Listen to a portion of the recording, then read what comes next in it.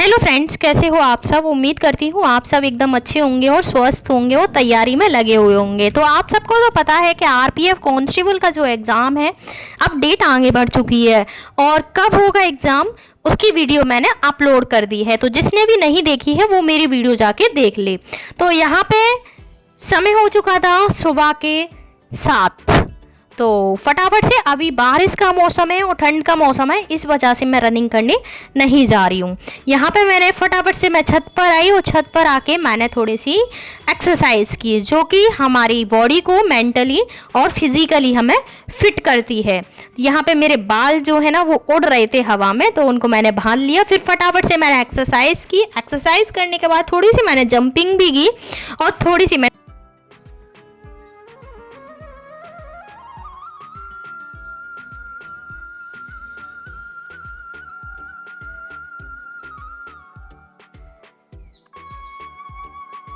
फिर उसके बाद मैं बालकनी में आई। तो बालकनी में आके मैंने ऊपर से देखा क्या क्या नज़ारा हो रहा है, अपनी कॉलोनी में कौन कौन नज़र आ रहा है।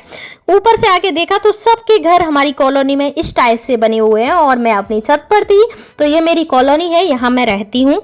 और फिर उसके बाद बहुत अच्छा नज़ारा था तो वो भी मैंने कैप्चर किया।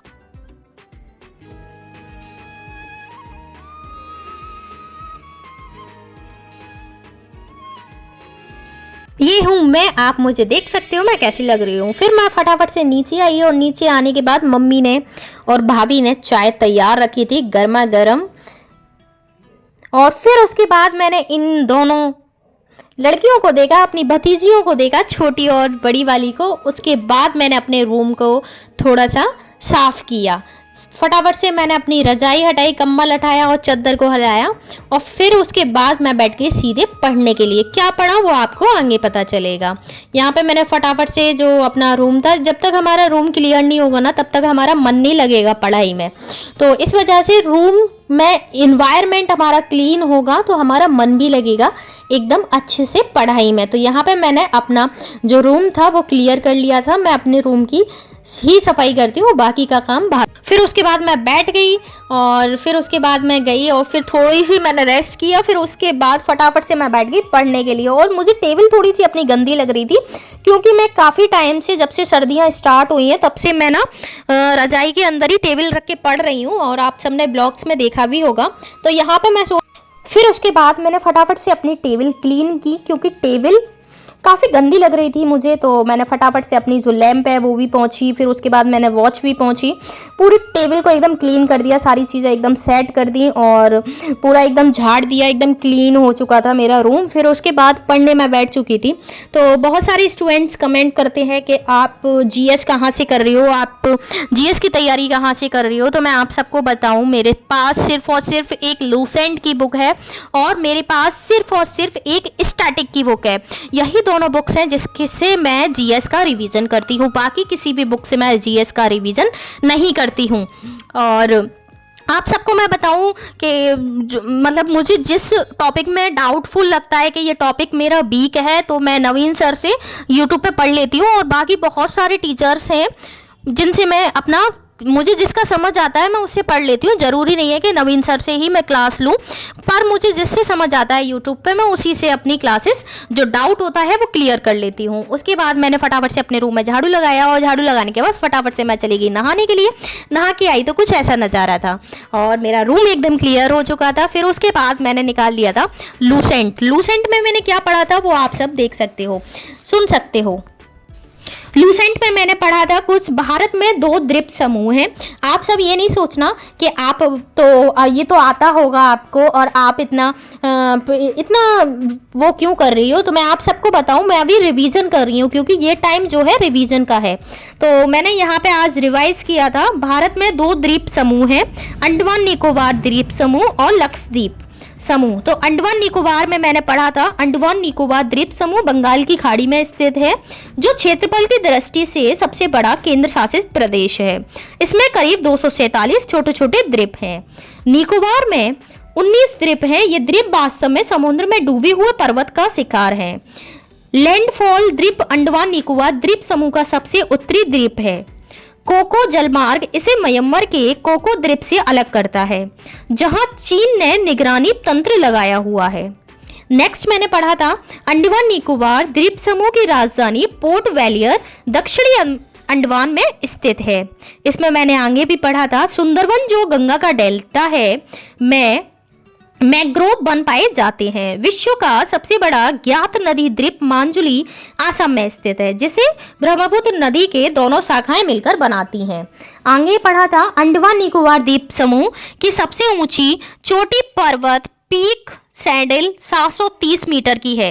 इसमें मैंने आगे कुछ और भी पढ़ा था, जिसमें पंबन द्वीप मन्नार की खाड़ी में स्थित है। यह भारत एवं श्रीलंका के बीच है, जो एड्स ब्रिज का भाग है।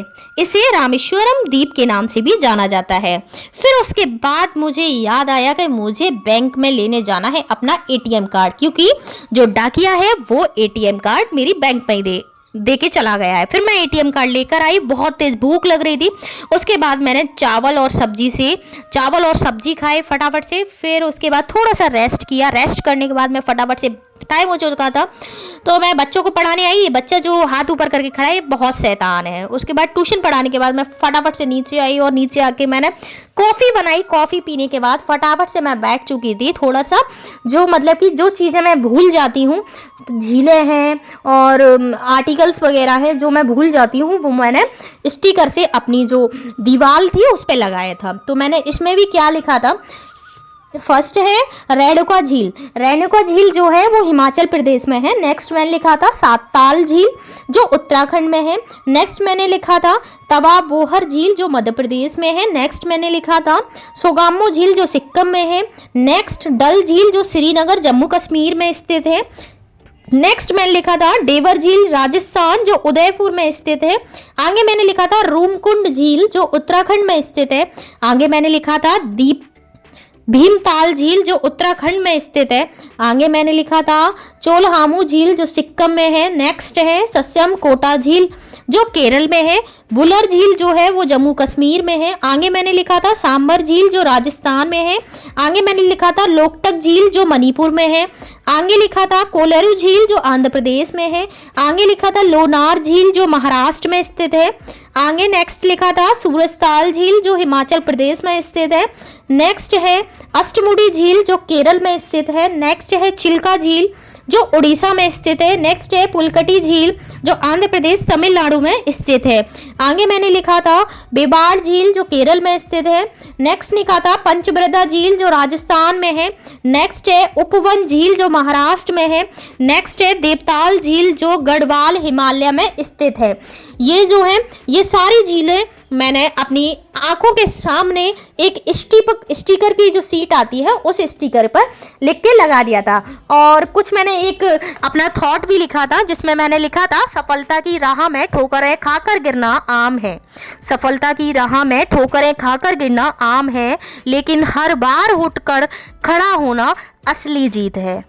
तो ये मैंने एक लाइन भी लिखी थी अपने मन से बना के, मेरे मोटिवेशन से बना के, और ये मैंने अपनी आंखों के सामने स्टिकर पर लगाया। और भी लिखा था हमारा सौर मंडल मंदिकनी आकाश गंगा में स्थित है, आप सबको पता ही होगा। तो कुछ छोटी छोटी चीज़ें जो हम भूल जाते हैं, तो आप भी ऐसा ही किया करो। जो चीज़ें आप भूल जाते हो तो वो अपनी टेबल के जस्ट सामने स्टिकर्स आते हैं। एक स्टिकर की ये छोटी सी डायरी आती है, मुझे नहीं पता कितने की आती है, मेरा तो भाई लेकर आया था, इस वजह से मुझे नहीं पता है। आप सब भी अगर जो चीज़ें आप भूल जाते हो, इसका स्क्वायर्स होते हैं, क्यूब होते हैं, पहले भी मेरी टेबल पे लगा हुआ था, बट दिवाली के टाइम पे सफाई हुई, फिर उसके बाद सारी जो स्टिकर्स थे मम्मा ने छुटा दिए। फिर उसके बाद अब मैंने लगाए हैं, आगे जो भी लगाऊंगी आप सबको भी दिखाऊंगी। फिर उसके बाद मैंने फटाफट से ये सब कुछ किया। आप सब लोग कमेंट करते हो कि आप मैथ कहाँ से पढ़ती हो, और जीएस का तो मैंने आप सबको बता ही दिया, और रीजनिंग कहाँ से पढ़ती हो। तो मैं आप सबको बताऊं, मैथ्स का मेरा सिलेबस कंप्लीट है। देखो मैथ्स में ना आप रिवीजन करो, जितना आप रिवीजन करोगे ना उतना ही आप सबके लिए बेस्ट होगा। मैथ्स में रिवीजन बहुत ज़रूरी है, आप सबको बताऊँ।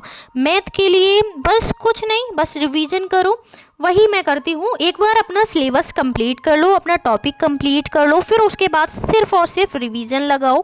रिवीजन के बाद आप जिस टॉपिक में आपको डाउट लग रहा हो वो डाउट कहीं से भी अपना क्लियर कर सकते हो। यूट्यूब पे बहुत सारे टीचर्स हैं, बहुत सारे टीचर्स हैं जो कि मैथ के डाउट को क्लियर कर सकते हैं। आदित्य रंजन सर के अलावा भी बहुत सारे टीचर्स हैं जो आपके मैथ के डाउट को क्लियर कर सकते हैं। मुझे जिसका समझ आता है वहीं से अपना क्लियर कर लेती हूँ डाउट।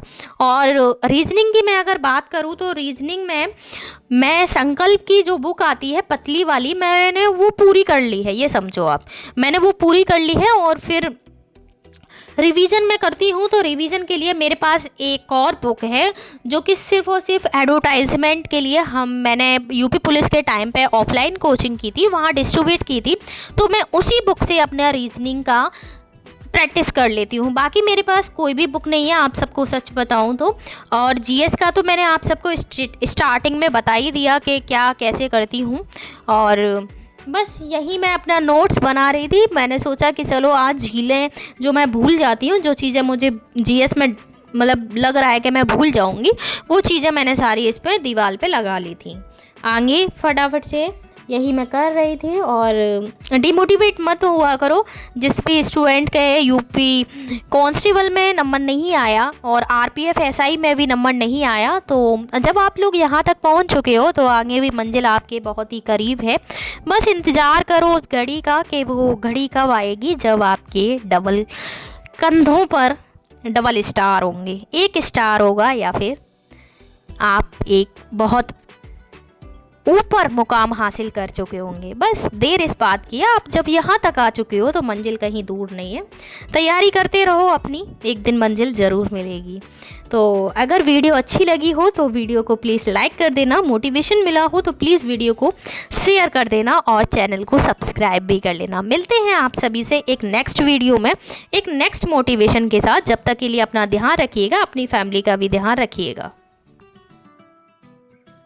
मैंने कुछ इस टाइप से स्टिकर्स को लगाया था और कुछ इस टाइप से ही चीज़ें लिखी थी जो मुझे थोड़ा सा मोटिवेशन दें। वैसे तो मोटिवेशन है ही है, बट थोड़ा सा और बढ़ जाए।